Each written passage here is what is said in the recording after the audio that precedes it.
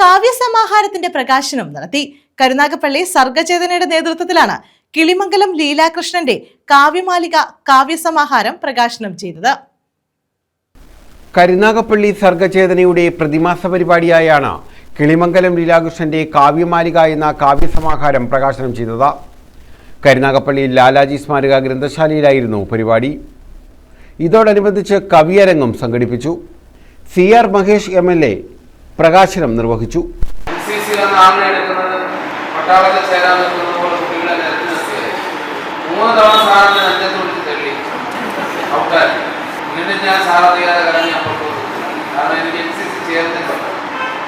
രണ്ട് കാര്യങ്ങളാണ്. NCCയിൽ ചേർന്നാൽ ഞായറാഴ്ച ദിവസം 4 ദോശയും ഒരു മുട്ടയും. അതിൽ കൂടി ആളുമൊന്നും അന്നത്തെ കാലത്തില്ലായിരുന്നു. പക്ഷെ അതൊരു വലിയ ആശ്വാസമാണ്. ശിവപിള്ളച്ചയുടെ ചായക്കടയിലായിരുന്നു ഏർപ്പാട് ചെയ്തത്. അപ്പൊ അങ്ങനെ ഒരുപാട് ഓർമ്മകൾ സാറുമായി ബന്ധപ്പെട്ടു.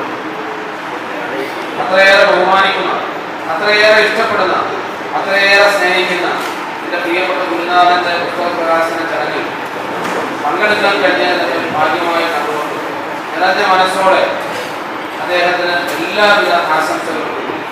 മണപ്പള്ളി ഉണ്ണികൃഷ്ണൻ അധ്യക്ഷത വഹിച്ചു. നഗരസഭാ ചെയർമാൻ P. സോമരാജൻ മുഖ്യ അതിഥിയായിരുന്നു.